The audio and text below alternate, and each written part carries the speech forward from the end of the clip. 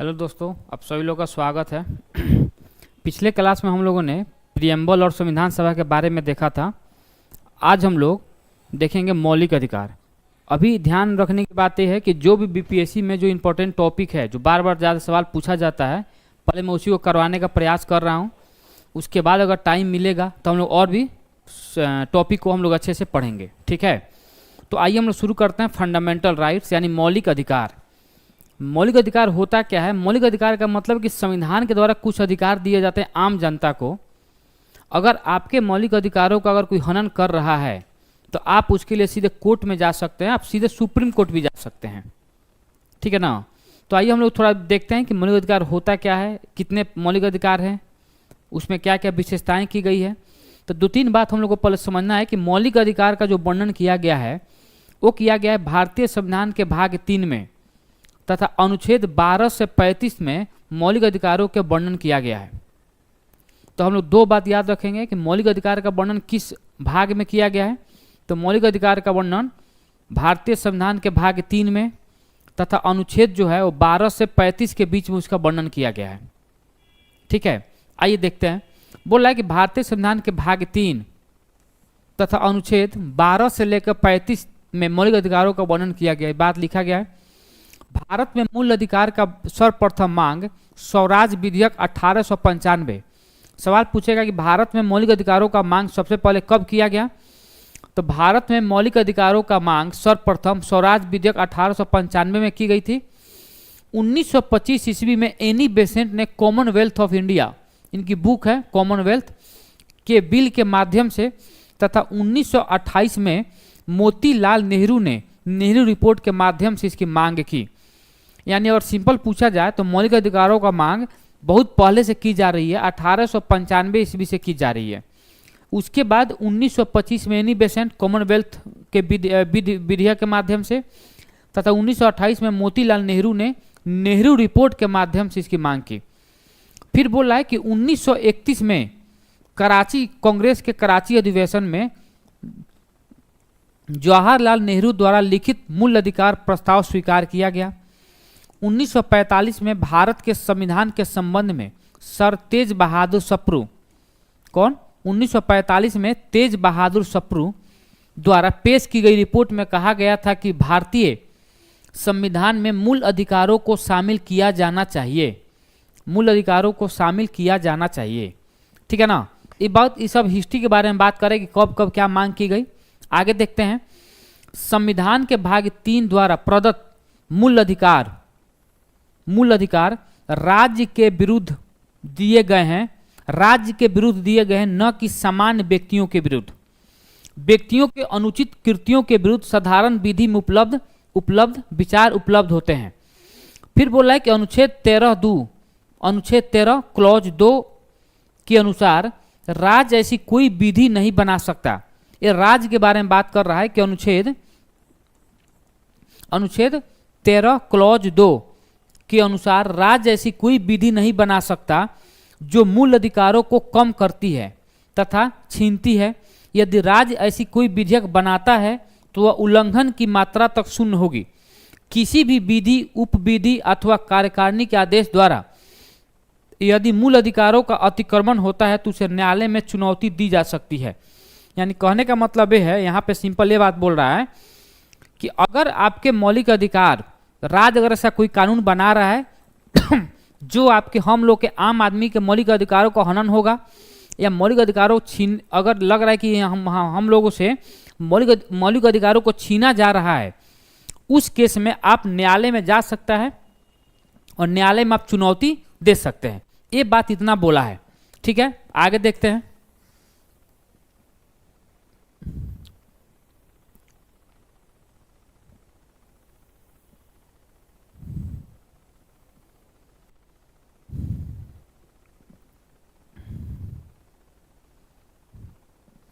फिर उसके बाद यहाँ पे बोल रहा है कि अनुच्छेद 13 क्या बोलता है? अनुच्छेद 13 उच्चतम न्यायालय यानी सुप्रीम कोर्ट को मूल अधिकारों का प्रहरी बना देता है।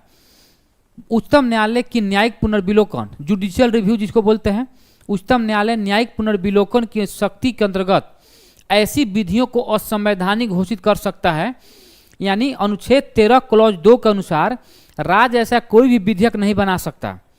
और अनुच्छेद 13 में बोल रहा है कि अगर ऐसा हुआ तो उच्चतम न्यायालय की जो न्यायिक पुनर्विलोकन का पावर दिया गया है, जुडिशियल रिव्यू का जो पावर दिया गया है, उसके अनुरूप या उसके अंतर्गत उस विधियों को असंवैधानिक घोषित कर सकता है जो मूल अधिकारों का उल्लंघन करती हो, जो मूल अधिकारों का उल्लंघन करती हो।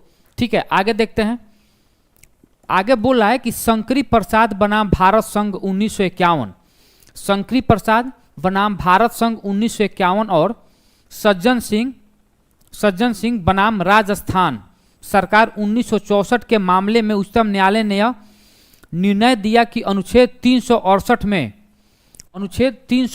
में विहित प्रक्रिया का उपयोग कर संसद द्वारा मूल अधिकारों में भी संशोधन किया जा सकता है। संसद द्वारा मूल अधिकारों में भी संशोधन किया जा सकता है। ठीक है, आगे देखते हैं।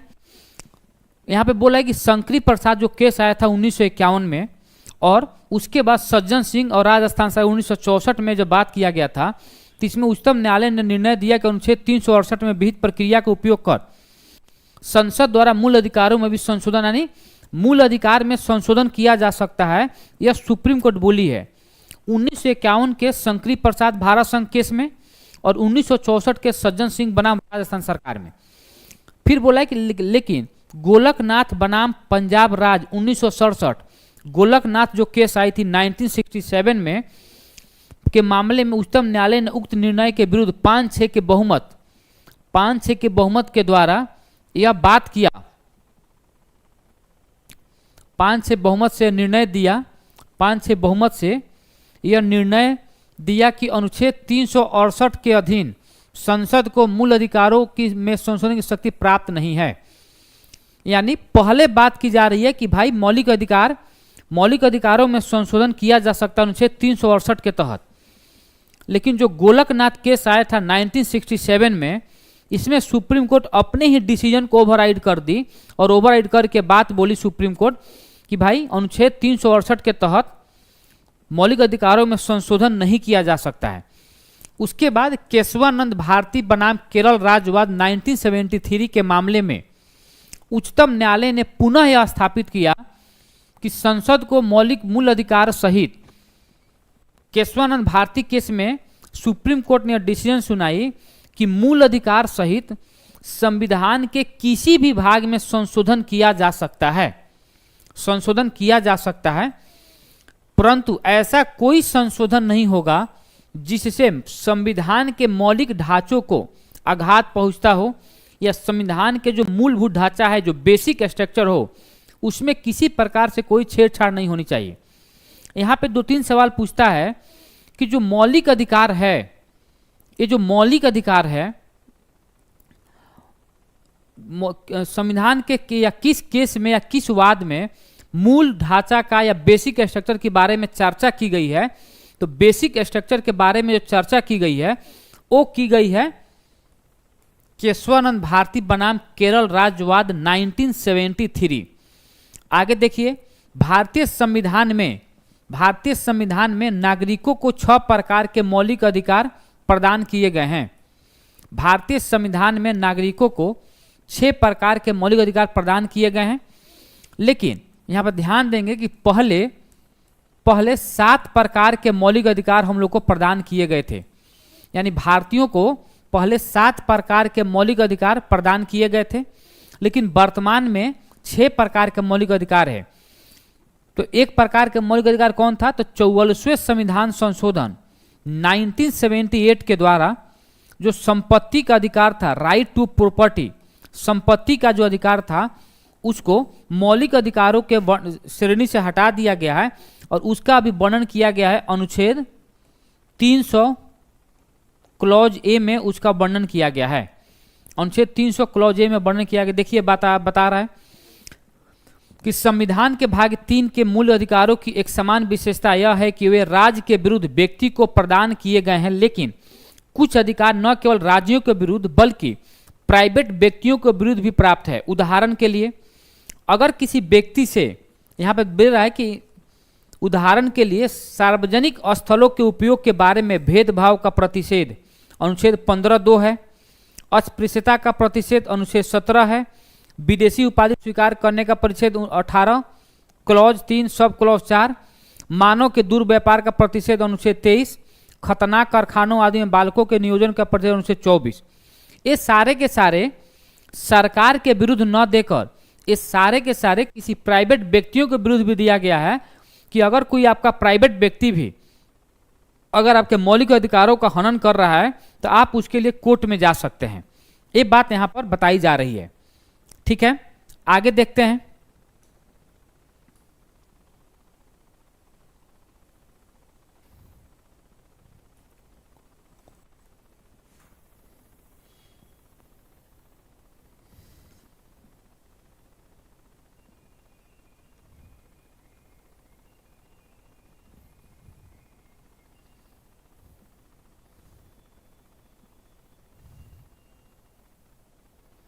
ठीक है, चलिए आगे देखते हैं यहाँ पे क्या बोल रहे हैं। कुछ मूल अधिकार केवल नागरिकों को दिए गए हैं, विदेशियों को नहीं। उदाहरण के लिए देखिए, कुछ जो मौलिक अधिकार है जो केवल भारतीयों को प्राप्त है, केवल भारतीयों को प्राप्त है। कुछ मौलिक अधिकार ऐसे हैं जो केवल भारतीयों को प्राप्त है। कौन कौन से केवल भारतीयों को प्राप्त है?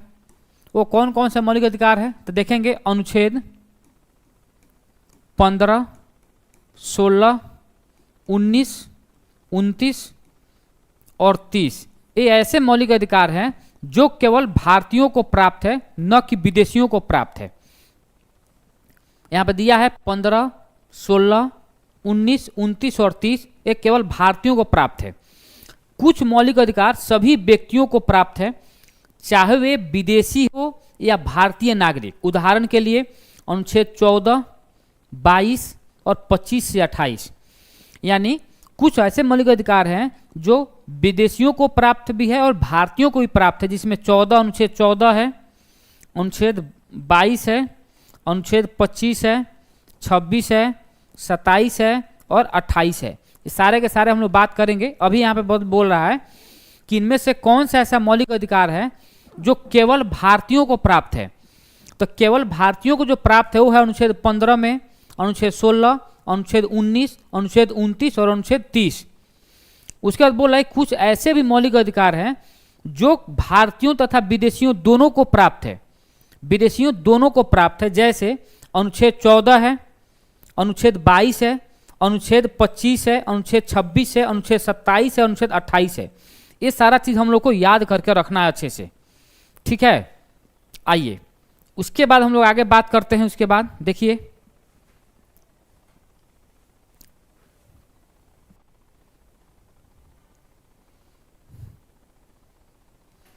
और यहाँ पे देखिए, यहाँ पे बोल रहा है कि मौलिक अधिकारों का जो वर्गीकरण किया गया है, तो यहाँ पे ध्यान रखेंगे कि वर्तमान में मूल संविधान में देखिए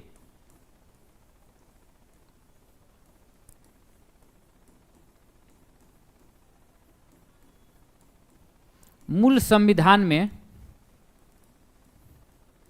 7 प्रकार के मौलिक अधिकार थे। मूल संविधान में 7 प्रकार के फंडामेंटल राइट्स है पहले थे, लेकिन वर्तमान में केवल 6 प्रकार के मौलिक अधिकार हैं। 6 प्रकार के मौलिक अधिकार हैं। तो किसको हटाया गया है? तो संपत्ति के अधिकार को, संपत्ति के अधिकार, संपत्ति का अधिकार जिसका वर्णन पहले अनुच्छेद 31 में था, अब संपत्ति के अधिकार को मूल अधिकार के श्रेणी से बाहर कर दिया गया है। मूल अधिकार के श्रेणी से बाहर कर दिया गया है।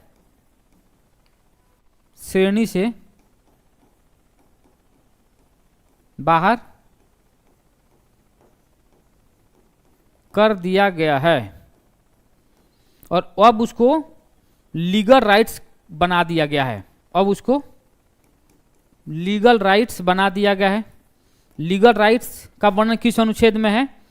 तो उसका जो वर्णन किया गया अनुच्छेद 300 क्लॉज ए में उसका वर्णन किया गया है। अब ये जो 6 प्रकार के जो मौलिक अधिकार हैं, यहाँ पर ध्यान देंगे, ये जो 6 प्रकार के जो मौलिक अधिकार हैं, उसी मौलिक अधिकारों के बारे में हम लोग यहाँ पे बात कर रहे हैं। तो सबसे पहला जो मौलिक अधिकार है वो है समता का अधिकार, राइट टू इक्वालिटी। क्या बात करता है? ये बात कर रहा है राइट टू इक्वालिटी के बारे में।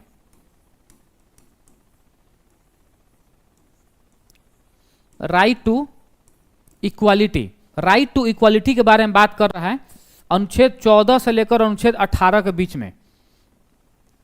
दूसरा दो रहा है स्वतंत्रता का अधिकार, right to freedom, right to freedom के बारे में बात कर रहा है, अनुच्छेद 19 से अनुच्छेद 22 के बीच में। और तीसरा है शोषण के विरुद्ध अधिकार, एक्सप्लोइटेशन, राइट्स अगेंस्ट एक्सप्लोइटेशन। तो शोषण के विरुद्ध अधिकार अनुच्छेद 23 और 24 है, 23 और 24 है, 24 से 25 नहीं। शोषण के विरुद्ध जो अधिकार है वो है अनुच्छेद 23 से लेकर अनुच्छेद 24। चौथा है धर्म की स्वतंत्रता। तो धर्म की स्वतंत्रता का जो अधिकार दिया गया है वो ये गलत है, इसको लिख लेंगे, सुधार करेंगे। वो किया गया है अनुच्छेद 25 से लेकर 28 के बीच में, 25 से लेकर 28 के बीच में। पांचवा है संस्कृति और शिक्षा संबंधी अधिकार, संस्कृति और शिक्षा संबंधी अधिकार, जिसका वर्णन अनुच्छेद 29 और 30 में है। और छठा है संवैधानिक उपचारों का अधिकार, जो अनुच्छेद केवल 32 है, 35 नहीं, केवल 32 है। ये 6 प्रकार के मौलिक अधिकारों का यहाँ पर वर्णन किया गया है।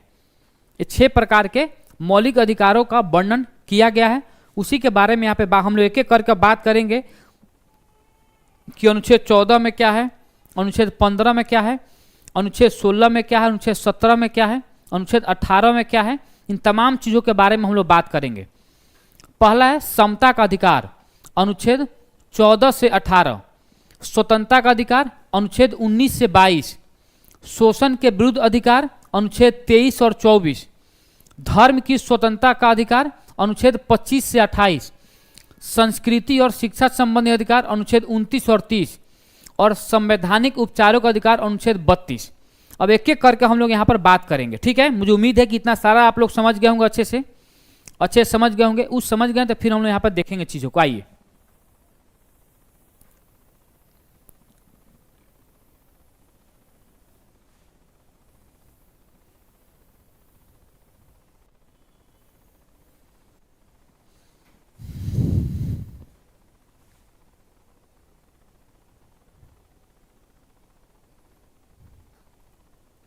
चलिए यहाँ पे हम लोग अब बात करेंगे, देखेंगे। हम लोग बात कर रहे थे राइट टू इक्वालिटी के बारे में, राइट टू इक्वालिटी, ठीक है। समता का अधिकार बात कर रहा है, उसी के बारे में अब 14 में क्या है, 15 में क्या है, 16 में क्या है, 17 में क्या है और 18 में क्या है, यहाँ पर देखेंगे। 14 में बोल रहा है कि विधि के समक्ष समता, यानी right equality, equality before law, यानी कानून के नज़रों में सभी लोग बराबर हैं।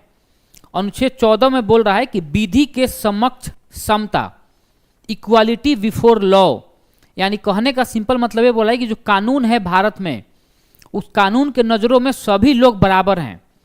सरकार ऐसा कोई कानून नहीं बनाएगी ताकि किसी खास समुदाय के लोगों को फायदा हो। सरकार ऐसा कानून बनाएगी कि यहाँ पे सभी लोगों को समान रूप से ट्रीट हो सके।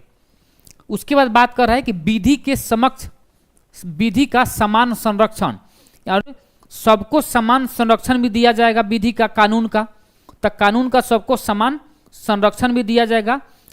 तो ये अनुच्छेद 14 में बोल रहा है। 15 में बोलता है कि कोई भी व्यक्ति, अगर कोई व्यक्ति हो तो उस व्यक्ति को उसके धर्म के आधार पर, उसके जन्म स्थान के आधार पर, उसके लिंग के आधार पर, ठीक है ना, इस आधार पर उस व्यक्ति से भेदभाव नहीं किया जाएगा। तो देखिए, धर्म के आधार पर हो, मूल वंश के आधार पर हो, जाति के आधार पर, लिंग के आधार पर, जन्म स्थान के आधार पर, उस पे उससे किसी प्रकार से कोई भेदभाव नहीं किया जाएगा। ये अनुच्छेद 15 में बोल रहा है। अनुच्छेद 16 में बोल रहा है कि जो भी सरकारी नौकरी है, जो लोक नियोजन, तो लोक नियोजन के विषय में अवसर की समता, यानी लोक नियोजन के विषय में अवसर की समता का मतलब सिंपल है कि सरकारी नौकरी में सभी लोगों को बराबर ट्रीट किया जाएगा, बराबर अवसर दिया जाएगा। ऐसा नहीं होगा कि भाई किसी व्यक्ति को ज़्यादा कुछ दे दिया जाए और किसी व्यक्ति को एकदम से कुछ न दिया जाए, ऐसा नहीं होगा। सभी लोगों को लोक नियोजन के विषय में अवसर की समता अनुच्छेद 16 में बोला है। 17 में बोला है कि अगर किसी व्यक्ति से आप छुआछूत कर रहे हैं, अनटचेबिलिटी है, तो उसके विरुद्ध भी अधिकार है, आप कोर्ट में जा सकता है। तो अस्पृश्यता का अंत यानी छुआछूत का अंत करना है समाज में। और पांचवा है उपाधियों का अंत। उपाधियों का अंत का मतलब अनुच्छेद 18 है। तो अनुच्छेद 18 में उपाधियों के अंत के बारे में बात कर रहा है। ठीक है, तो 14 समझ में आ गया। 15 क्या है, 16 क्या है, 17 क्या है और 18 क्या है। 14 में बोल रहा है कि विधि के समक्ष समता है। 15 में बोल रहा है किसी भी व्यक्ति को उसके जन्म के आधार पर, उसके जन्म स्थान के आधार पर, लिंग के आधार पर, जाति के आधार पर कोई भेदभाव नहीं किया जाएगा। 16 में बोल रहा है कि सरकारी नौकरी जिसको लोक नियोजन बोलते हैं, तो लोक नियोजन में सभी लोग को समान अवसर दिया जाएगा। 17 में बोलता है कि भाई अस्पृश्यता का अंत करना है, छुआछूत का अंत करना है। 18 में बोल रहा है कि उपाधियों का अंत करना। अब हम लोग बात करेंगे अनुच्छेद 19 से 22 के बीच में। तो अनुच्छेद 19 बोल रहा है कि वाक स्वतंत्रता आदि विषय कुछ अधिकारों का संरक्षण दे रहा है अनुच्छेद 19 में। 20 में बोलता है कि अपराधों के लिए दोष सिद्धि के संबंध में संरक्षण, कि अगर कोई व्यक्ति अपराध कर रहा है तो उस अपराध के मामले में भी उसको कुछ ना कुछ मौलिक अधिकार दिए गए हैं, उसको ना कुछ प्रोटेक्शन दिया जाएगा। ठीक है ना। अनुच्छेद 20 में बोलता है। अनुच्छेद 21 में बोल रहा है कि राइट टू लाइफ जीवन जीने का अधिकार या प्राण और दैहिक स्वतंत्रता का संरक्षण, प्राण और दैहिक स्वतंत्रता का अधिकार अनुच्छेद 21 में बोल रहा है। और 22 में बोल रहा है कि कुछ दशाओं में, अगर आप 20 में बोल रहा है कि भाई आप कोई जुर्म कर रहे हैं, अगर कोई अपराध कर रहे हैं आप, और अपराध में आपको दोषी पाया गया तो आपकी गिरफ्तारी होगी। तो 22 में बोलता है गिरफ्तारी। तो इसमें बहुत कन्फ्यूजन होता है, सुन लीजिए। अनुच्छेद 20 और अनुच्छेद 22 में बहुत कन्फ्यूजन होता है, ध्यान रखना है। अनुच्छेद 20 में बोल रहा है कि भाई आप अपराध करेंगे, पहले आप अपराध करेंगे, उसके बाद ही तो आपको वहां पे क्या किया जाएगा, उसके बाद ही आपको गिरफ्तार किया जाएगा। तो पहले अपराध करेंगे, उसके बाद गिरफ्तारी होगी। तो अनुच्छेद 20 में बोल रहा है कि अपराध होगी, और अनुच्छेद 22 में बोल रहा है कि भाई आपकी गिरफ्तारी होगी। ठीक है। उसके बाद देखिए तीसरा है मानव शोषण के विरुद्ध अधिकार बात है। तो अनुच्छेद 23 में क्या बोला है कि मानव के दुर्व्यापार यानी ह्यूमन ट्रैफिकिंग, मानव का खरीद बिक्री नहीं किया जाएगा। बलात्श्रम का प्रतिषेध यानी छोटे बच्चों से आप काम नहीं करवाएंगे। किसी भी डेंजर कारखाना में, डेंजर माइनिंग वाला में, जहाँ पे उसके हेल्थ को लेकर इशू हो सकती है, वहाँ पे आपसे किसी प्रकार से कोई काम नहीं करवाए जाएंगे छोटे बच्चों से। तो अनुच्छेद 23 में बोल रहा है कि मानव के दुर्व्यापार और बलात्श्रम का प्रतिषेध अनुच्छेद 23 में बोलता है। और 24 में बोल रहा है कि स्पेशली 14 वर्ष से कम के आयु के बच्चों को, अनुच्छेद 24 बोलता है कि 14 वर्ष से कम आयु के बच्चों को आप किसी भी डेंजर कारखाने में आप काम नहीं करवा सकते हैं। कारखानों आदि में बालकों के नियोजन का प्रतिषेध अनुच्छेद 24 में बोल रहा है, अनुच्छेद 24 में बोल रहा है। अब हम लोग बात करेंगे चौथा मौलिक अधिकार जो है। चौथा मौलिक अधिकार क्या था? चौथा मौलिक अधिकार ये है कि इसमें हम लोग बात करेंगे धार्मिक स्वतंत्रता का अधिकार। धार्मिक स्वतंत्रता का अधिकार कि में क्या दिया गया, अनुच्छेद 25 से लेकर और अनुच्छेद 28 में धार्मिक स्वतंत्रता का अधिकार के बारे में बात किया गया है। तो देखिए यहाँ पे 25 में बोल रहा है कि आप किसी भी धर्म को मान सकते हैं, उसको फॉलो कर सकते हैं, उसका प्रचार कर सकते हैं, उसको आप दिल में अपने जगह दे सकते हैं, यानी तमाम तरह के काम कर सकते हैं किसी भी एक धर्म को लेकर। तो अनुच्छेद 25 में बोल रहा है कि अंतःकरण की और धर्म के आबाद रूप से मानने, आचरण करने, प्रचार करने की स्वतंत्रता दी गई है। यानी अनुच्छेद 25 में ये बोला जा रहा है कि भाई आप किसी भी धर्म को मान सकते हैं, आप किसी भी धर्म को मान सकते हैं, आप किसी भी धर्म को प्रचार कर सकते हैं, आप किसी भी धर्म का आचरण कर सकते हैं, किसी भी धर्म को फॉलो कर सकते हैं। 26 में बोल रहा है कि धार्मिक कार्यों को प्रबंध की स्वतंत्रता, यानी जब आप किसी धर्म को मानेंगे तो उसके लिए कुछ ना कुछ आप ऑफिस खोलेंगे ताकि लोग आपके धर्म के बारे में प्रचार कर सकें। आपको अगर आपके धर्म को मुझे अपनाना होगा तो मैं कहाँ पे मिलूँगा, तो उसके लिए हम लोग एक इंस्टीट्यूशन खोल देंगे, एक हम लोग ऑर्गेनाइजेशन खोल सकते हैं। तो इसका वर्णन किया गया 26 में। 27 में बोला है किसी विशिष्ट धर्म के वृद्धि के लिए करों के बारे में समुदाय के, यानी बोला है कि अगर आप धार्मिक काम कर रहे हैं तो उस पर सरकार आप टैक्स नहीं दे सकते, मन है तो देंगे, नहीं मन है नहीं देंगे। सरकार आप इसके लिए आप पर प्रेशर नहीं कर सकती, प्रेशराइज नहीं कर सकती आपको। और 28 में बोल रहा है कि कुछ शिक्षा संस्थाओं में, यानी जो एजुकेशन हब है जैसे स्कूल हो गया, तो बोल रहा है कि कुछ शिक्षा संस्थाओं में धार्मिक शिक्षा या धार्मिक उपासना में उपस्थिति होने के बारे में स्वतंत्रता, यानी बोल रहा है कि किसी भी अगर आपके किसी स्कूल में धर्म के बारे में प्रचार किया जा रहा है, बताया जा रहा है, तो आप बच्चों पर प्रेशर नहीं डाल सकते हैं कि भाई आपको आकर मिलना ही मिलना होगा, चाहे रहना होगा, इसमें पार्टिसिपेशन करना ही होगा। मेरा मन होगा तो मैं करूँगा, नहीं मन होगा तो मैं नहीं करूँगा। अब हम लोग बात करेंगे अनुच्छेद 29 और 30, यहाँ पर ध्यान देंगे शिक्षा संबंधी अधिकार के बारे में बात कर रहा है। शिक्षा संबंधी,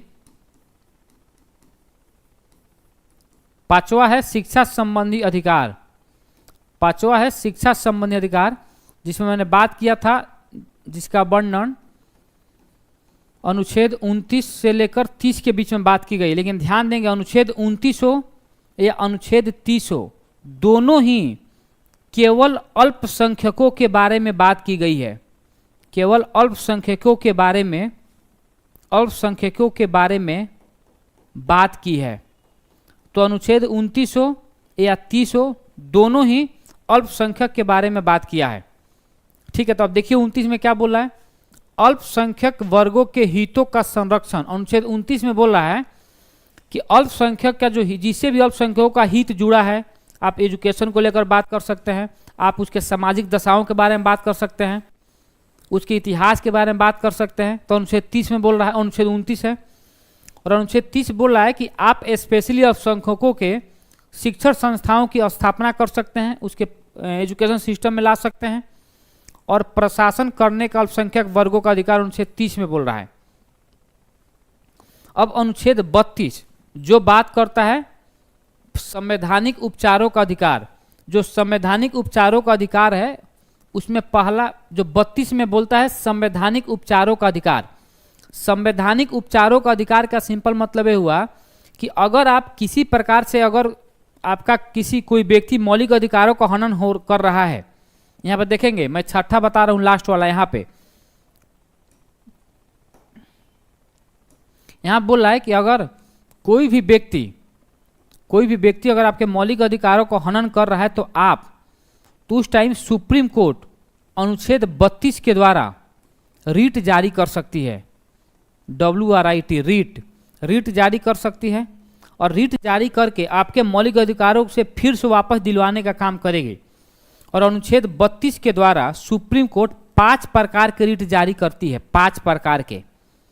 एक प्रकार से समझिए बीमारी की दवा है जो 5 प्रकार के रीट जारी करेगी, और रीट जारी करके जो आपके मौलिक अधिकारों का हनन हुआ होगा उसे फिर से वापस दिलवाने का काम करेगी। अनुच्छेद 33 में बोलता है कि मूल अधिकारों में उपांतरण यानी संशोधन करने की संसद की शक्ति, यानी 33 बोलता है अनुच्छेद 33 कि अगर कोई मौलिक अधिकार है तो उसमें संसद को यह पावर दिया गया है कि मौलिक अधिकारों में संशोधन कर सकती है संसद। यह अनुच्छेद 33 में बोला जा रहा है।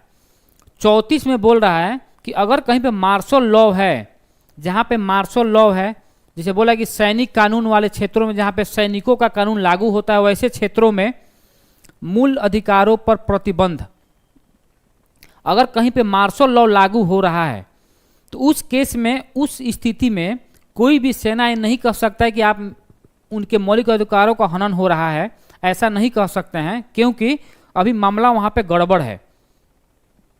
ठीक है ना। और 35 में बोल रहा है कि मूल अधिकारों संबंधी उपबंधों को प्रभावी करने हेतु प्रावधान। ठीक है, तो इतना हम लोग बात समझ गए कि टोटल मौलिक अधिकार कितने थे। तो भारतीय संविधान में, मूल संविधान में 7 प्रकार के मौलिक अधिकार दिए गए हैं। 7 प्रकार के मौलिक अधिकार दिए गए हैं। वर्तमान में 6 प्रकार के मौलिक अधिकार हैं। जो 7वें प्रकार के मौलिक अधिकार जो था उसका वर्णन अनुच्छेद 31 में किया गया था, संपत्ति का अधिकार। उसको अब संपत्ति के अधिकारों को वहाँ से हटा दिया गया है और उसको अब रख दिया गया है लीगल राइट्स के दर्जा में। और संपत्ति के अधिकारों का जो वर्णन किया गया है वो किया गया है वर्तमान में अनुच्छेद 300 क्लॉज ए में उसका वर्णन किया गया है। इन तमाम चीज़ों के बारे में हम लोग बात किए। अब आगे हम लोग देखते हैं।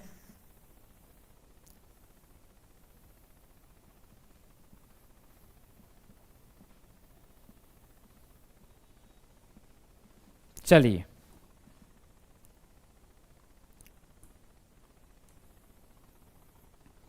अब यहां से हम लोग एक एक करके हम लोग बात करेंगे।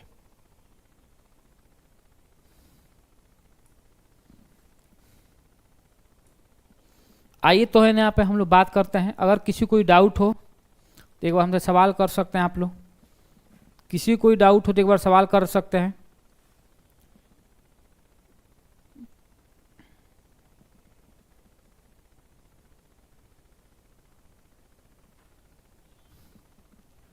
आइए देखिए, समानता का अधिकार या समानता का अधिकार हो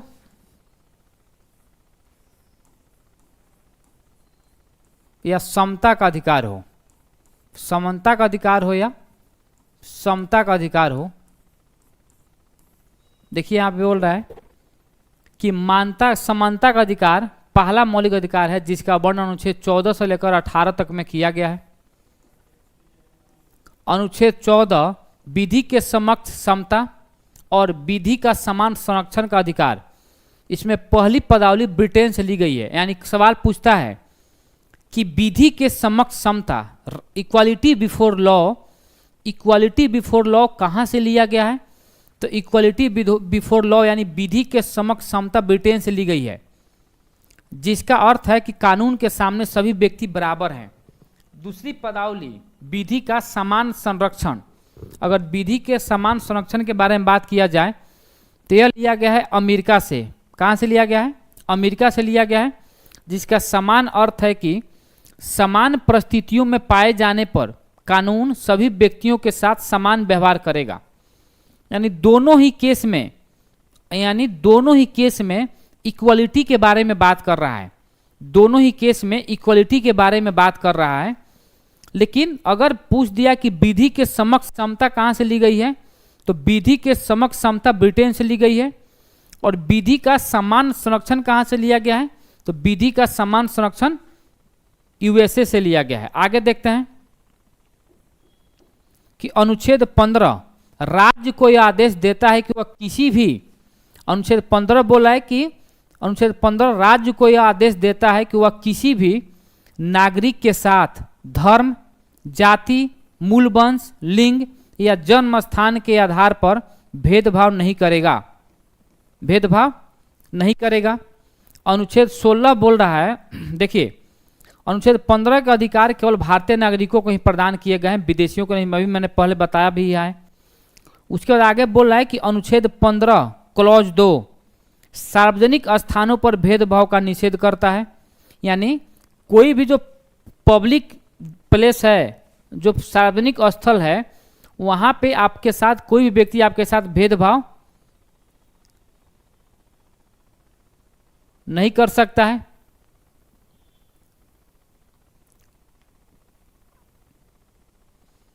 देखिए बोला है कि अनुच्छेद 15 का खंड 2 ऐसे लिखाता है 15 क्लॉज 2। 15 क्लॉज 2 बात करता है कि सार्वजनिक स्थानों पर भेदभाव का निषेध।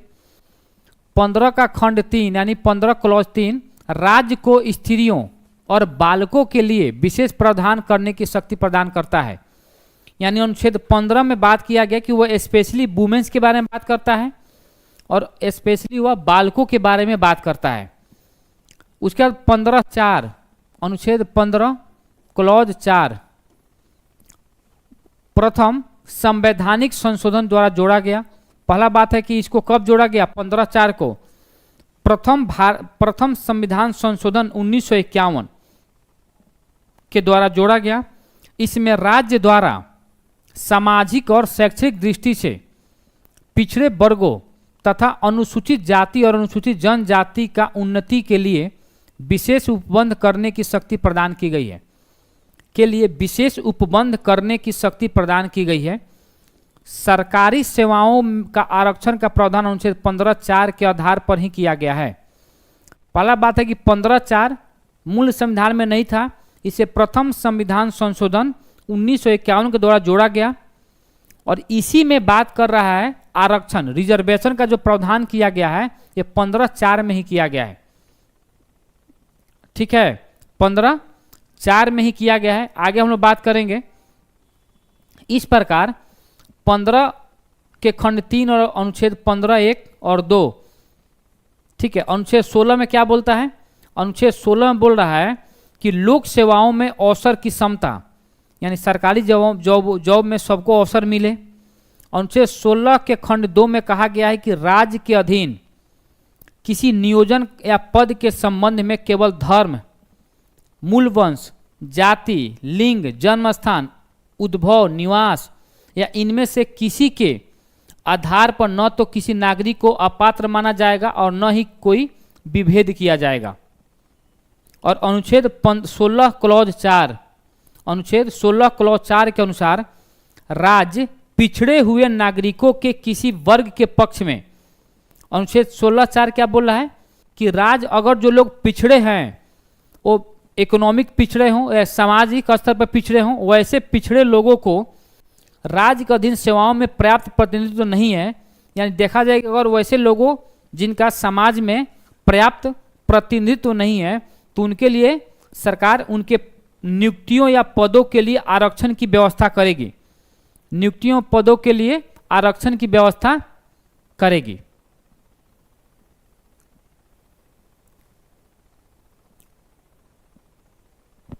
ठीक है, चलिए आगे देखते हैं। आगे देखते हैं, यहां पे देखिए अनुच्छेद 17 में बोलता है कि अस्पृश्यता का अंत। अस्पृश्यता का मतलब होता है छुआछूत, छुआछूत और उसका किसी भी रूप में आचरण की निषिद्ध करता है। अस्पृश्यता से उत्पन्न किसी अयोग्यता को लागू करना दंडनीय अपराध घोषित किया गया है।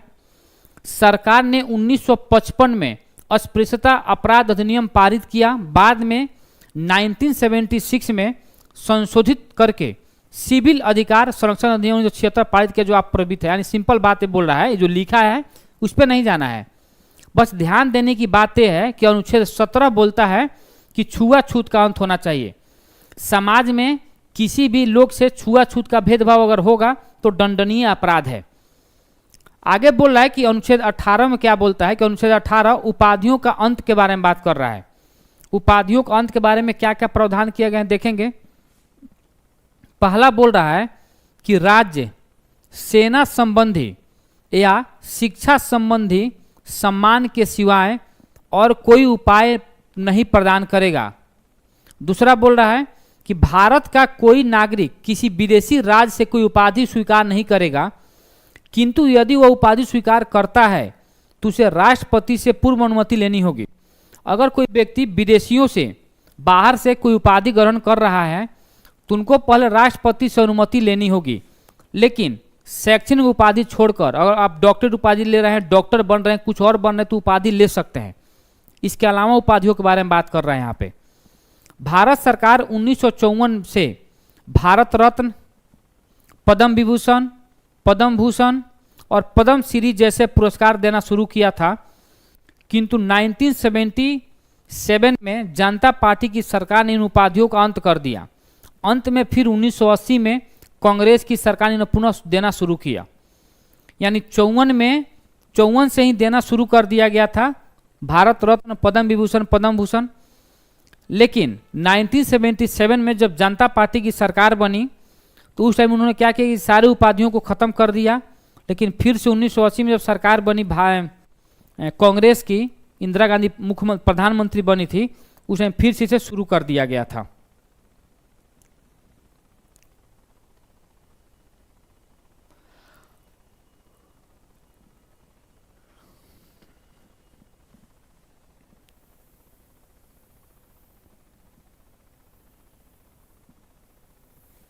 अब हम लोग बात करेंगे स्वतंत्रता का अधिकार।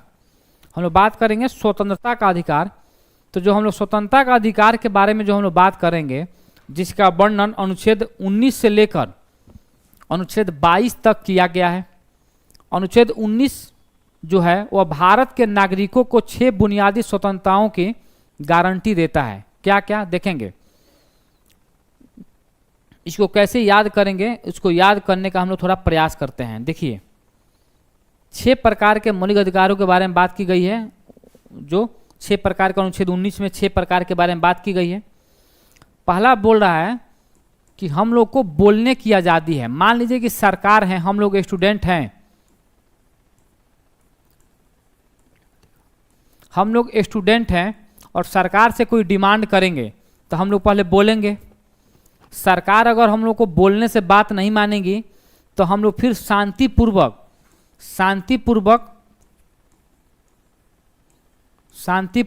आंदोलन करेंगे। शांतिपूर्वक आंदोलन करेंगे। अगर आंदोलन से बात नहीं मानेगी तो हम लोग एक क्या बनाएंगे, संगठन बनाएंगे। संगठन ऑर्गेनाइजेशन बनाएंगे। ऑर्गेनाइजेशन बनाएंगे तो फिर हम लोग एक जगह ऑर्गेनाइजेशन बनाकर हम लोग अलग अलग जगहों पर घूमने जाएंगे। अलग अलग जगहों पर हम लोग घूमेंगे ताकि और लोगों को जोड़ सके। तो चौथा में दे रहा है कि घूमने की आज़ादी है। घूमने की आज़ादी है। घूमने की आज़ादी है। पांचवा बोलता है कि हम लोग घूम रहे हैं और घूमते घूमते कोई जगह पसंद आ गई तो हम लोग भारत के किसी भी कोना में बसने की आज़ादी है। बसने की आज़ादी है। और छठा में बोल रहे हैं कि जहाँ हम लोग बसेंगे तो वहाँ पे खाने के चाहिए ना, तो यहाँ पे जीविकोपार्जन का आज़ादी है। जीविकोपार्जन का अधिकार दिया गया है।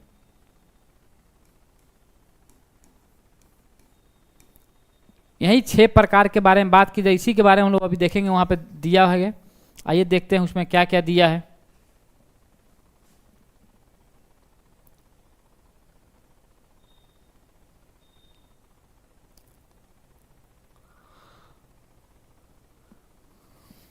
देखिए इसमें बोल रहा है कि स्वतंत्रता के अधिकार का वर्णन अनुच्छेद 19 से लेकर 22 तक में किया गया है। अनुच्छेद 19 भारत के नागरिकों को 6 बुनियादी स्वतंत्रताओं की गारंटी देता है जो निम्नलिखित है। पहला है विचार और अभिव्यक्ति की स्वतंत्रता। विचार और अभिव्यक्ति की स्वतंत्रता का मतलब होता है कि भाई आप अपना विचार रख सकते हैं। बोलने की आज़ादी के बारे में बात कर रहा है। बोलने की आज़ादी के बारे में बात कर रहा है।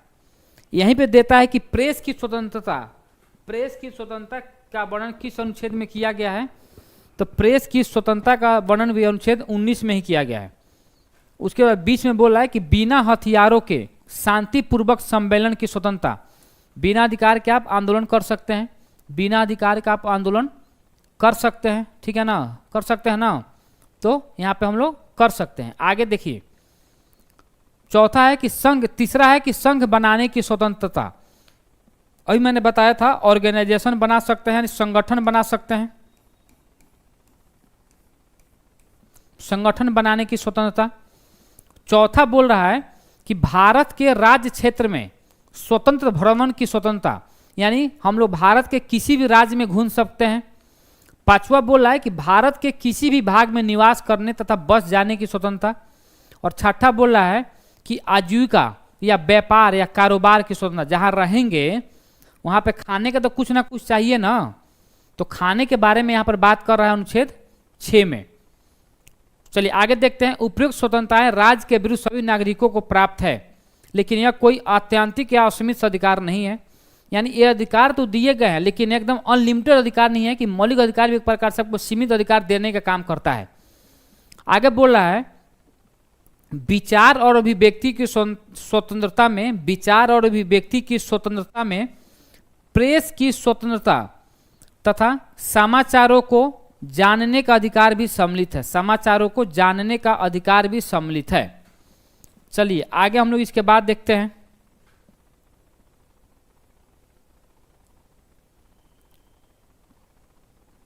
अब हम लोग बात करेंगे अनुच्छेद 20। अनुच्छेद 20 में क्या वर्णन करता है।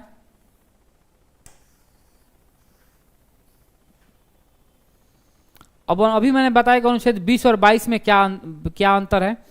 20 में बोल रहा है कि अपराध, याद रखेंगे अनुच्छेद 20 में अपराध करेंगे तभी तो जाकर 22 में उसकी गिरफ्तारी होगी, तभी तो 22 में गिरफ्तारी होगी। तो यहाँ पे देखेंगे अनुच्छेद 20 में सभी व्यक्तियों को, अनुच्छेद 20 में सभी व्यक्तियों को चाहे वे विदेशी हो या भारतीय नागरिक, यह अधिकार देता है कि पहला, जब तक उसने किसी कानून की अवहेलना करके कोई अपराध न किया हो उसे दोष सिद्ध नहीं किया जा सकता, या जिस समय किसी व्यक्ति ने कोई अपराध किया उस समय उस अपराध के लिए जितने दंड की संभावना थी उस व्यक्ति को उससे अधिक दंड नहीं दिया जाएगा। किसी व्यक्ति को एक ही अपराध के लिए, यहाँ पे सिंपल बोल रहा है अनुच्छेद 20 में अपराध करेंगे तो जब तक आपको अपराध के लिए दोष सिद्ध नहीं पाए जाते हैं आपको सजा नहीं दी जाएगी। दूसरा बोल रहा है कि जिस टाइम जो अपराध आप किए होंगे, जिस टाइम आप जो अपराध किए होंगे उसी अपराध के अनुरूप आपको दंड दिया जाएगा। जैसे मान लीजिए कि आपने कोई ऐसा अपराध किया जिसका सजा है 5 साल का, लेकिन अगले साल उस अपराध में सजा बढ़ाकर 2 साल कर दिया गया, घटाकर 2 साल कर दिया गया, या बढ़ाकर 10 साल कर दिया गया। लेकिन आपने जब अपराध किया था उस टाइम उस अपराध के लिए 5 साल का ही सजा है, तो आपको मात्र 5 साल का ही सजा दी जाएगी, न कि 2 साल या न कि 10 साल का दिया जाएगा। और तीसरा बोला है कि अगर आपने एक बार कोई अपराध किया और आपको सजा दे दी गई है तो उसी अपराध के लिए फिर से दोबारा आपको सजा नहीं दी जाएगी, फिर से आपको दोबारा सजा नहीं दी जाएगी। वही बात यहाँ पे कह रहा है। अनुच्छेद 21 में बोल रहा है, अनुच्छेद 21 में बोल रहा है राइट टू लाइफ, जीवन जीने का अधिकार, जीवन जीने का अधिकार। कैसा जीवन? जीवन कैसा जीवन? गरिमापूर्ण जीवन जीने का अधिकार, गरिमापूर्ण जीवन जीने का अधिकार, जीवन जीने का अधिकार, गरिमापूर्ण जीवन जीने का अधिकार बात कर रहा है। अनुच्छेद 21 बोला है कि गारंटी देता, अनुच्छेद 21 से गारंटी देता है किसी व्यक्ति को विधि द्वारा स्थापित प्रक्रिया के अनुसार ही उसके प्राण और दैहिक स्वतंत्रता से वंचित किया जा सकता है, अन्यथा नहीं। ठीक है, आगे देखते हैं। प्राण और दैहिक स्वतंत्रता केवल शारीरिक अस्तित्व तक ही सीमित नहीं है, वरन इसमें मानवीय गरिमा के साथ जीवित रहने का अधिकार भी सम्मिलित है। मानवीय गरिमा के साथ जीवित रहने का अधिकार भी सम्मिलित है। वहीं बोला हूं मैं, गरिमापूर्ण जीवन जीने का अधिकार प्रदान किया गया है। अनुच्छेद 21 क्लॉज ए, यानी अनुच्छेद 21 क्लॉज ए में बात कर रहा है शिक्षा का अधिकार, राइट टू एजुकेशन के बारे में बात कर रहा है। इसमें बोलता है कि 6 से 14 वर्ष की आयु के बच्चों को, 6 से 14 वर्ष के आयु के बच्चों को निःशुल्क और अनिवार्य शिक्षा प्रदान की जाएगी, निःशुल्क और अनिवार्य शिक्षा प्रदान की जाएगी। लेकिन राइट टू एजुकेशन यानी शिक्षा का अधिकार पहले से नहीं था वहां पे, पहले से नहीं था वहां पे। इसे 86वें संविधान संशोधन 2002 द्वारा इसे संविधान में और खासकर मौलिक अधिकारों में जोड़ा गया है। यानी शिक्षा का अधिकार पहले नहीं दिया गया था, 2002 में शिक्षा को एक प्रकार से मौलिक अधिकार के श्रेणी में जोड़ा गया। और उसमें कहा जाता है कि शिक्षा के अधिकार में कहा जाता है कि किसी भी व्यक्ति को जो बच्चा 6 से 14 वर्ष की आयु के बीच का हो, वैसे सभी व्यक्तियों को निःशुल्क और अनिवार्य शिक्षा प्रदान की जाएगी।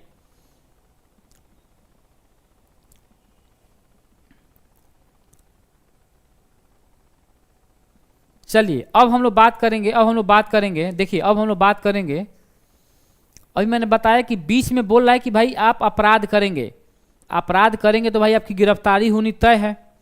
तो 22 में बोलता है कि व्यक्ति को गिरफ्तारी तथा निषेध से संरक्षण प्रदान, यानी अगर आपको गिरफ्तार भी किया जाएगा तो उसके भी कुछ 2-3 कंडीशन दिए गए हैं। पहला कंडीशन ये है कि भाई अगर कोई व्यक्ति आपको गिरफ्तार करने आ रहा है तो आप उसे कारण पूछ सकते हैं कि भाई ये मुझे गिरफ्तार करने के पीछे क्या कारण है, क्यों मुझे गिरफ्तार आप कर रहे हैं। तो बोला कि अनुच्छेद 22 से प्रावधान करता है कि जो व्यक्ति गिरफ्तार किया जाता है उसे गिरफ्तारी के कारणों से अवगत कराना आवश्यक है दूसरा, प्रत्येक गिरफ्तार व्यक्ति को अधिवक्ता के माध्यम से अपनी सफाई पेश, यानी वह जो व्यक्ति गिरफ्तार हो रहा है वह व्यक्ति अपने मनपसंद वकील को रख सकता है। और तीसरा कंडीशन बोल रहा है कि जिस व्यक्ति की गिरफ्तारी हो रही है उस व्यक्ति को 24 घंटे के अंदर, यानी आने और जाने का समय छोड़कर उसके अलावा 24 घंटे के अंदर उसे नज़दीकी मजिस्ट्रेट के सामने पेश करना होगा। ठीक है, यहाँ अनुच्छेद 22 संसद को निवारक निरोध कानून बनाने का अधिकार देता है। चलिए आगे हम लोग बात करते हैं। इसके बाद शोषण के विरुद्ध अधिकार, जिसका वर्णन अनुच्छेद 23 और 24 में किए गए हैं। अनुच्छेद 23 और 24 में किए गए हैं। तो आइए देखिए, 23 में बोल रहा है कि मनुष्यों का क्रय विक्रय, आप बेगारी में किसी से काम नहीं करवा सकते हैं, जो आप काम करवाएंगे तो उसको पैसा आपको पे करना होगा। तो अनुच्छेद 23 मनुष्यों के क्रय विक्रय, बेगारी तथा इसी प्रकार के अन्य बलात्श्रम को प्रतिषिद्ध करता है तथा इसके उल्लंघन को दंडनीय अपराध घोषित करता है। अगर आप किसी व्यक्ति से बेगारी करवा रहे हैं, मनुष्यों का क्रय विक्रय कर रहे हैं तथा किसी अन्य इसी प्रकार से कोई अन्य काम करवा रहे हैं या बलात्श्रम करवा रहे हैं, छोटे बच्चों से काम करवा रहे हैं, लेकिन छोटे बच्चे जहाँ पे उसके हेल्थ को लेकर डाउट होगा, दिक्कत होगी। अब चाय के दुकान पर, होटल में आप छोटे बच्चे देख सकते हैं तो वो गलत नहीं है, लेकिन जहाँ पे खतरा है वहाँ पे छोटे बच्चों से आप काम नहीं करवा सकते हैं। और 24 में बोलता है अनुच्छेद 23 न केवल राज्य के विरुद्ध वरन प्राइवेट व्यक्तियों के विरुद्ध भी संरक्षण प्रदान करता है, लेकिन इसका एक अपवाद भी है। राज्य को सार्वजनिक हित के लिए अनिवार्य सेवा आरोपित करने का अधिकार दिया गया है, लेकिन ऐसी सेवा धर्म, मूल वंश, जाति या वर्ग के विभेद के बिना सभी पर समान रूप से आरोपित की जानी चाहिए। अनुच्छेद 24 बोल रहा है कि यह उपबंध करता है कि 23 में बोल रहा है कि बलात्श्रम नहीं कर सकते हैं, मनुष्यों को क्रय विक्रय नहीं कर सकते हैं, लेकिन अनुच्छेद 24 में कह रहा है कि 14 वर्ष से कम आयु के बच्चों को 14 वर्ष से कम आयु के बच्चों को कारखाने या खानों में किन्हीं अन्य खतरनाक कार्यों में नहीं लगाया जाएगा, किन्हीं अन्य खतरनाक कार्यों में नहीं लगाया जाएगा। अब हम लोग बात करते हैं, अब हम लोग बात करेंगे चौथा मौलिक अधिकार, जो बात करता है धार्मिक स्वतंत्रता का अधिकार के बारे में, जो बात करता है धार्मिक स्वतंत्रता का अधिकार, जिसमें अनुच्छेद 25 से लेकर 28 के बारे में बात करता है।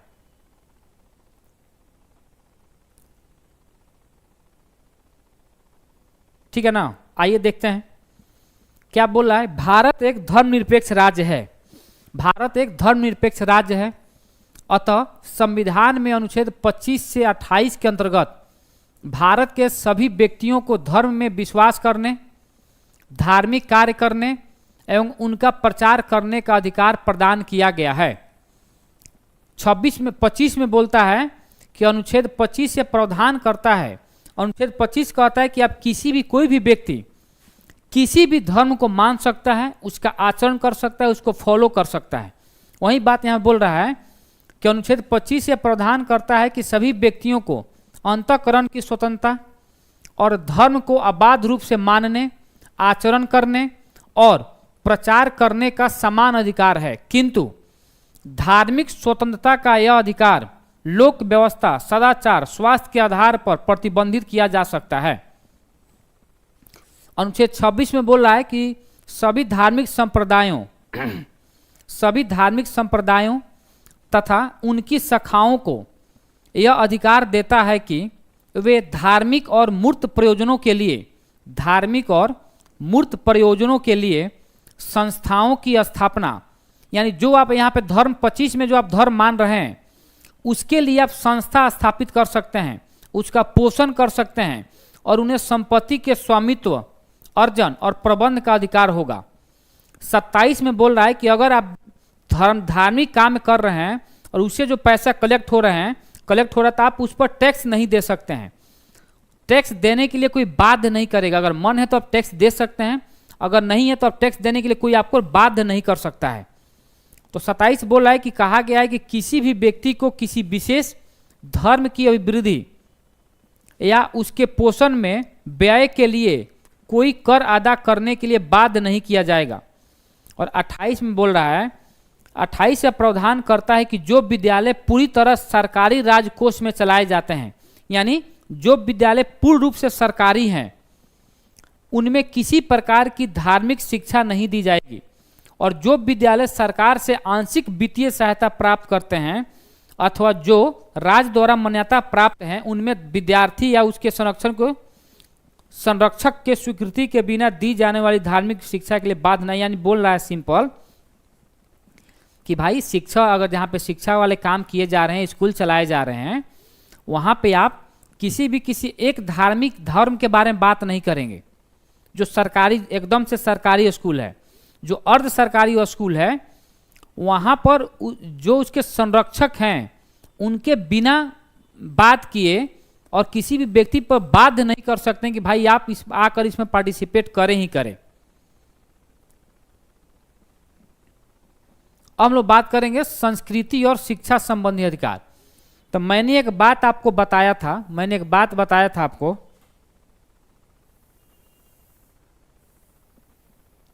मैंने एक बात बताया था कि संस्कृति और शिक्षा संबंधी जो अधिकार है, संस्कृति और शिक्षा संबंधी जो अधिकार है, वह केवल अल्पसंख्यकों को दिया गया है। ध्यान रखेंगे, वह केवल अल्पसंख्यकों को दिया गया है, माइनॉरिटीज को दिया गया, अल्पसंख्यकों को दिया गया है। बोल रहा है कि भारत विभिन्न धर्मों, भाषाओं तथा संस्कृतियों का देश है, अतः संविधान में अल्पसंख्यक वर्गों की भाषा, लिपि और संस्कृति की सुरक्षा की व्यवस्था की गई है, और संस्कृति की सुरक्षा की व्यवस्था की गई है। देखेंगे, बोल रहा है अनुच्छेद 29, अल्पसंख्यक वर्गों के हितों का संरक्षण, प्रत्येक अल्पसंख्यक वर्गों को अपनी भाषा, यानी बोला है कि अल्पसंख्यक अपने हितों, अल्पसंख्यक के वर्गों के हितों का संरक्षण कर सकते हैं, जिसके लिए उनकी भाषा हो, लिपि हो, संस्कृति को बनाए रखने के अधिकार को गारंटी देता है। अनुच्छेद 30 बोल रहा है कि जो अल्पसंख्यक वर्ग है तो उनके लिए अलग से एजुकेशन इंस्टीट्यूशन खोल सकते हैं, एजुकेशनल इंस्टीट्यूशन खोल सकते हैं। तो अनुच्छेद 30 शिक्षा संस्थाओं की स्थापना और प्रशासन करने का अल्पसंख्यक वर्गों का अधिकार। सभी अल्पसंख्यक वर्गों को, चाहे वे धर्म पर आधारित अल्पसंख्यक वर्ग हो, चाहे भाषा के आधार पर अल्पसंख्यक वर्ग हो, अपनी पसंद की शिक्षा संस्थाओं की स्थापना करने और उनके प्रबंध का अधिकार देता है, अनुच्छेद 30 क्लॉज 2 में यह प्रावधान किया गया है कि शिक्षा संस्थाओं को सहायता देते समय राज्य इस आधार पर कोई भेदभाव नहीं करेगा कि कोई संस्था किसी विशेष धार्मिक या भाषा अल्पसंख्यक वर्ग से संबंधित है। क्या इस बात को समझ पा रहे हैं आप लोग? आगे हम लोग बात करेंगे संवैधानिक उपचारों का अधिकार। संवैधानिक उपचारों का अधिकार अनुच्छेद 32 में संवैधानिक उपचारों का अधिकार है। संवैधानिक उपचारों का अधिकार का मतलब क्या होता है? संवैधानिक उपचारों का अधिकार का मतलब होता है कि अनुच्छेद 32 के द्वारा सुप्रीम कोर्ट 5 प्रकार के रीट को जारी कर सकता है। अनुच्छेद 32 के द्वारा सुप्रीम कोर्ट 5 प्रकार के रीट को जारी कर सकता है। ठीक है, अगर आपके अधिकारों का हनन हो रहा है, अगर कोई व्यक्ति या सरकार अगर आपके अधिकारों का हनन कर रहा है, तो आप सीधे सुप्रीम कोर्ट जा सकते हैं, और उस केस में सुप्रीम कोर्ट अनुच्छेद 32 के द्वारा, अगर हाई कोर्ट जाएंगे तो हाई कोर्ट अनुच्छेद 226 के द्वारा 5 प्रकार के रीट को जारी करेगी, और 5 प्रकार के रीट को जारी करके आपके अधिकारों को फिर से वापस दिलवाने का काम किया जाएगा। उसी के बारे में यहाँ पे बात कर रहा है कि संविधान के भाग 3 के मौलिक अधिकारों की सार्थकता तभी होगी जब उन्हें लागू किया जा सके और उनके उल्लंघन की स्थिति में उपचार प्राप्त किया जा सके। हमारा संविधान न केवल कतिपय मूल अधिकारों की गारंटी देता है, वरन सरकार द्वारा नागरिकों के अधिकारों की अवहेलना के लिए किए गए कार्यों के विरुद्ध नागरिकों को उपचार प्राप्त करने का भी अधिकार देता है। नागरिक अपने अधिकारों के विरुद्ध सरकार के किसी भी कृत्य को न्यायालय में चुनौती दे सकते हैं। अब देखिए क्या बोल रहा है, अनुच्छेद 32 के तहत उच्चतम न्यायालय को तथा अनुच्छेद 226, यहाँ पे 2 है, ये 2 है, 2 तथा अनुच्छेद 226 के तहत उच्च न्यायालय को मूल अधिकारों के उल्लंघन के विरुद्ध अभिलेख जारी करने की शक्तियां प्राप्त है। अभिलेख का मतलब यहाँ पे रीट है, WRIT, रीट, या कहेंगे ऐसे दिया रहता है रीट, रीट। उच्चतम न्यायालय या उच्च न्यायालय मूल अधिकारों के उल्लंघन के विरुद्ध निम्नलिखित 5 प्रकार के रीट जारी कर सकती है। पहला है बंदी प्रत्यक्षीकरण, दूसरा है परमादेश, तीसरा है प्रतिषेध, चौथा है उत्प्रेषण और पांचवा है अधिकार परीक्षा। यानी ये जो 5 है, ये 5 के 5 समझेंगे यहाँ पे, ये 5 के 5 रीट जारी है। यानी 5 प्रकार के रीट को जारी कर सकती है सुप्रीम कोर्ट अनुच्छेद 32 के द्वारा और हाई कोर्ट अनुच्छेद 226 के द्वारा। कौन कौन? बंदी प्रत्यक्षीकरण, परमादेश, प्रतिषेध, उत्प्रेषण और अधिकार परीक्षा। है क्या, देखेंगे। बंदी प्रत्यक्षीकरण क्या होता है? बंदी प्रत्यक्षीकरण का सिंपल मतलब ये होता है, बंदी प्रत्यक्षीकरण का सिंपल मतलब ये होता है कि अगर आप किसी व्यक्ति को डिटेन कर रहे हैं, गिरफ्तार कर रहे हैं, तो उस केस में आप उस व्यक्ति को 24 घंटे के अंदर अपने नज़दीकी मजिस्ट्रेट के सामने पेश करना होगा। उसे अपने नज़दीकी मजिस्ट्रेट के सामने उसे पेश करना होगा।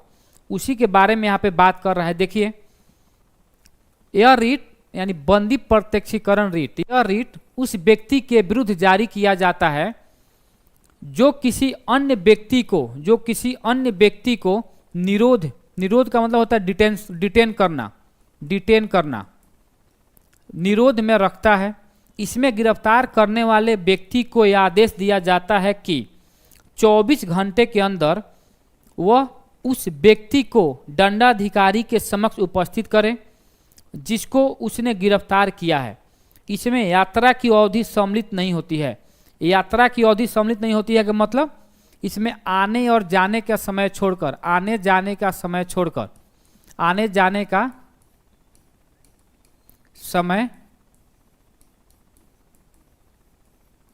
छोड़कर, ठीक है। दूसरा दे रहा है कि परमादेश क्या होता है, समझेंगे।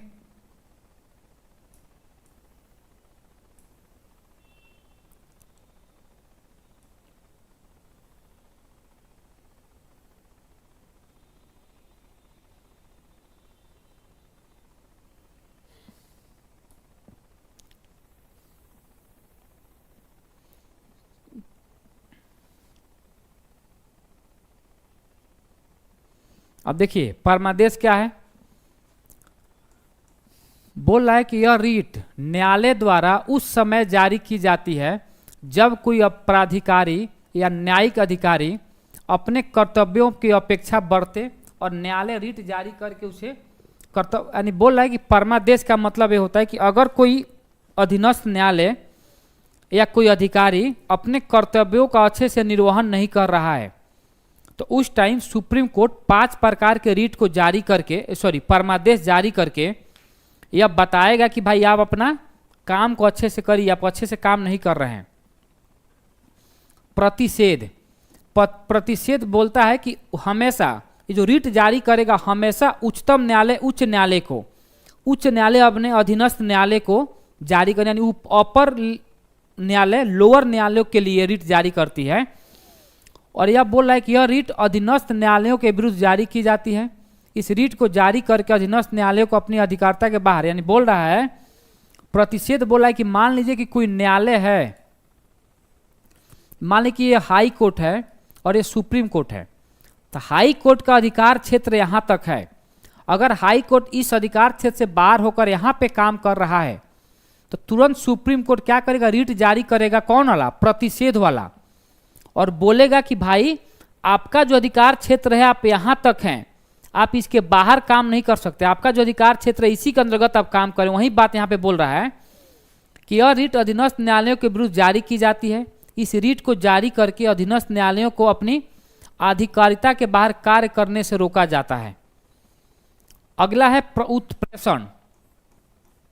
उत्प्रेषण क्या है समझेंगे। यह रीट भी अधीनस्थ न्यायालयों को जारी की जाती है। इस रीट को जारी करके अधीनस्थ न्यायालयों को यह निर्देश दिया जाता है कि अपने पास यानी अपने से उस सुप्रीम कोर्ट, हाई कोर्ट को और हाई कोर्ट अधीनस्थ कोर्ट को यह रीट जारी करके बताएगी कि भाई आपके पास जो भी अभी आपके पास जो भी लंबित मामले पड़े हैं उसको लाकर भेजिए मेरे पास, उसका जल्दी से सॉल्यूशन दिया जाए। तो बोल रहा है कि यह रीट भी अधीनस्थ न्यायालयों को जारी की जाती है।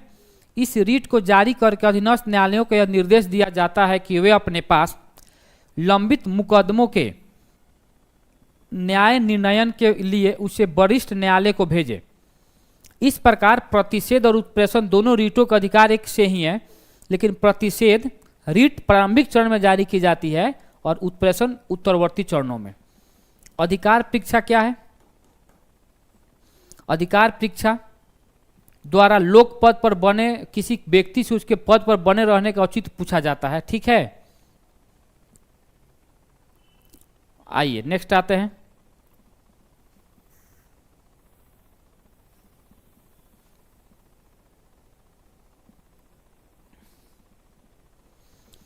केवल इसमें कौन सा अनुच्छेद केवल भारतीय नागरिकों को प्राप्त है? तो देखेंगे 15, 16, 19, 20 नहीं है, 29 है, 29, 30 सभी प्राप्त, सभी को प्राप्त मौलिक अधिकार। 14 है, 20 है, 21 है, 23, 24, 25, 26, 27। कुछ ऐसे भी अनुच्छेद हैं जो मौलिक अधिकार से बाहर के तो हैं लेकिन उनसे रिलेटेड हैं। कौन कौन है देखेंगे यहां पे। अनुच्छेद 300 क्लॉज 1 संपत्ति का अधिकार। विधि के प्राधिकरण अथॉरिटी ऑफ लॉ से ही किसी व्यक्ति को उसकी संपत्ति से वंचित किया जाएगा, अन्यथा नहीं।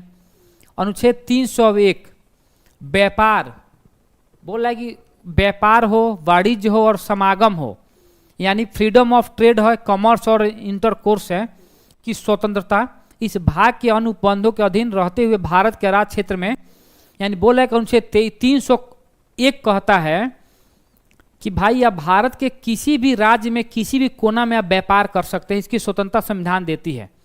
अनुच्छेद 326 वयस्क मताधिकार एडल्ट सफरेज, लोकसभा तथा राज्य की प्रत्येक राज्य की विधानसभाओं के लिए निर्वाचन वयस्क मताधिकार 18 वर्ष के आधार पर होंगे। पहले 21 वर्ष था, उसके बाद 18 वर्ष कर दिए गए 61वां संविधान संशोधन 1989 के तहत। ठीक है, आगे देखते हैं। मूल अधिकार के अनुच्छेद 19 clause 1, 31 clause A, 31 clause B, 31 clause C में संपत्ति का अधिकार और उस पर लगाई गई सीमाओं से संबंधित है। वहां पे मैंने बता दिया है।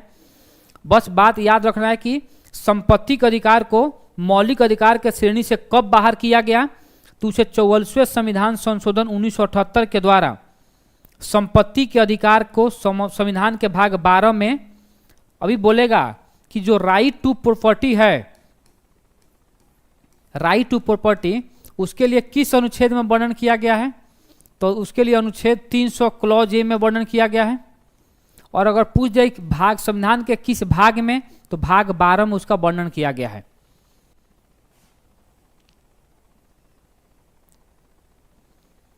उसके बाद देखेंगे अनुच्छेद 300 क्लॉज ए के अनुसार कानून के आदेश के बिना किसी को भी उसकी संपत्ति से वंचित नहीं किया जाएगा। इस प्रकार अब संपत्ति का अधिकार को अन्य मौलिक अधिकारों की भांति और संवैधानिक संरक्षण प्राप्त नहीं है। चलिए अब हम लोग कल पढ़ेंगे अब आराम से क्या, राज्य के नीति निर्देशक तत्व। हम लोग कल पढ़ेंगे राज्य के नीति निर्देशक तत्व, हम लोग कल पढ़ेंगे अच्छे से। ठीक है, तो आज के लिए मेरे तरफ से इतना ही है। मैं उम्मीद करता हूं कि सभी लोगों को चीजें समझ में अच्छे से आई होंगी। ठीक है, चलिए आज के लिए बस इतना ही। Thank you.